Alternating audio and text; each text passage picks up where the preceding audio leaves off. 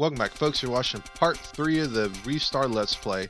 So let's go ahead and get started. So Planet Scorch is actually I would say my second favorite planet, only because of the music. But anyways, the first half of Planet Scorch is going to be on the outside, and you got to avoid all these eruptive volcanoes and all these fire traps and all that.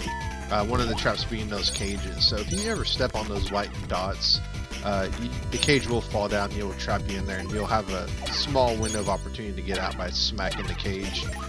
That way these, I don't even know what the name of the ball enemies are, I just call them the ball enemies, but where the ball enemies either throw something at you, or they decide to turn on the furnace to light you apart. Now that vulture right there, if you decide to stay underneath it will decide to pick you up and throw you on the lava. So I think there's only 2 of those, and that was the first one. So here, just keep avoiding debris from the volcano. Now, interestingly enough, if you do hit that debris by headbutting it, you can get an item. Going over here, grab this shooting star post, go up, and then go up here, and then jump, and then grab on this bonus shooting star pole. And then we'll go to our 4th bonus, which this one's super easy. The spikes will not kill you. All they do is they delay you, so just make sure you grab onto these ledges, climb up, and then you should have a pretty easy time. Now, if you want to try to finesse your way to try to get through here without any damage, then by all means try, but you know, you have way plenty of time to get there.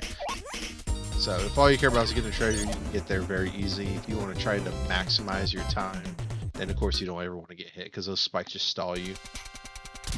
Now with that, we're done. We can go ahead and continue on to the end of the level. Ow.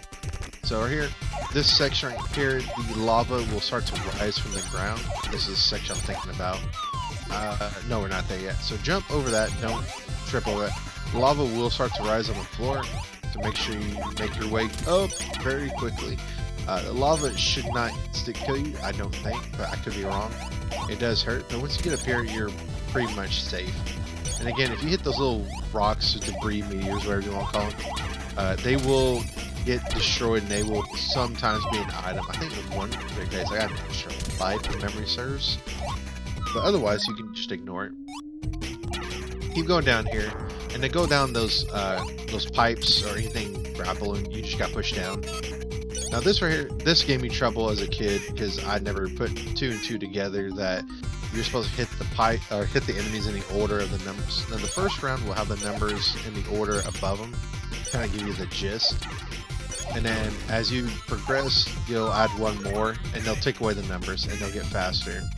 Now, admittedly, I don't have the best short-term memory, so on the 3rd round, I'll just forget, and I think I almost died. I think I got the first 2 wrong. So here, for sure, messed up right here. For sure. Oh my goodness. And of course, when you mess up, the lava will rise up and you will get hit. So just make sure that you get it right. I screwed that up. I already knew I screwed that up the moment I grabbed it. I'm like, why? But at least you get extra points. So I guess you could use that to milk some points if you care about getting high score. But as you mess up, I do think they give you an easier combination. So of course, just don't mess up the combination, and don't actually run into the enemies. Otherwise, you know, you'll die. So go ahead and grab your prize and go and end the level, and we will get to what I would consider the 2nd best track of Restart. Fun fact about that puzzle, actually, I actually used to mark the pipes with a marker to know which ones to hit in what order, back way back in the day. Family was not too happy about that, but anyways, oh my goodness, this music's so freaking good. But Ristar's track, the Under Factory, this is probably like I said, this is my 2nd or 1st favorite track, depending on the day.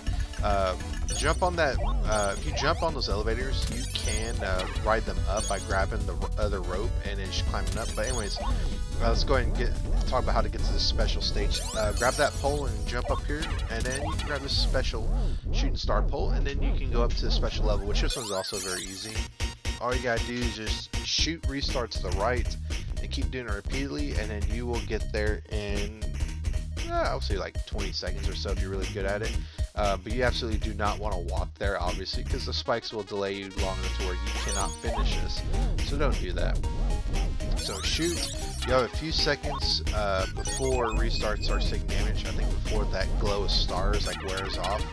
So just keep doing that, and then you will be able to get there in no time. I think you can get there like in 4 or 3 shots. I got there in 3, but you can obviously get there as long as you get there before 6 seconds is up. You can get there. But anyways, back to the level. So one thing about this level is there will be a gimmick with some of the blue or green orb enemies that will destroy portions of the level with these detonators. And there's also those enemies that shoot fire from underneath or above it. You want to hit those on the opposite end that it's not shooting fire. So here, jump, hit the the green enemy before it jumps on the switch, and you'll save yourself from having to do some more trickier platformer sections.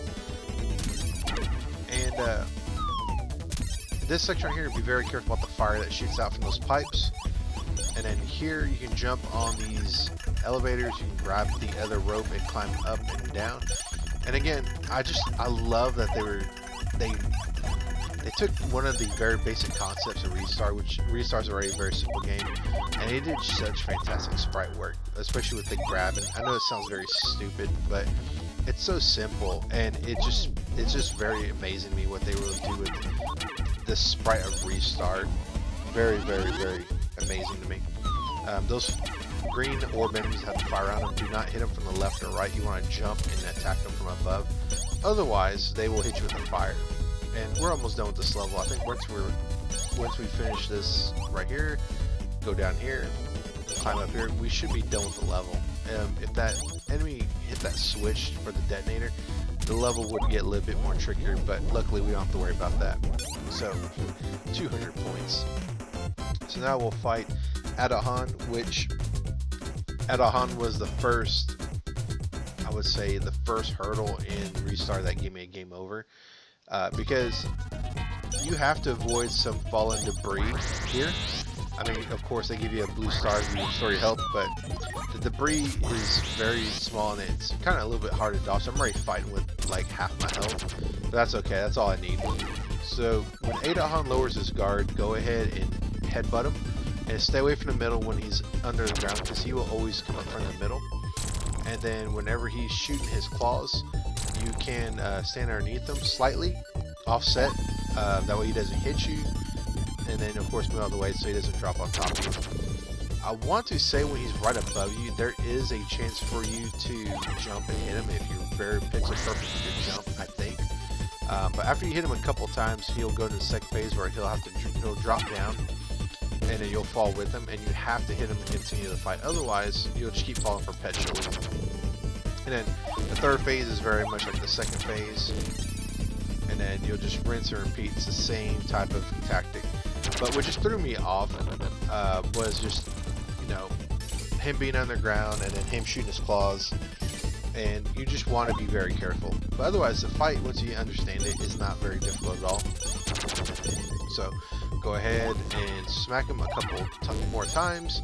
He'll drop the ground, and this is the last phase. Once you hit him here, his armor will explode, and as I said, his armor will explode, because Adahan isn't really a member of Greedy's pirates.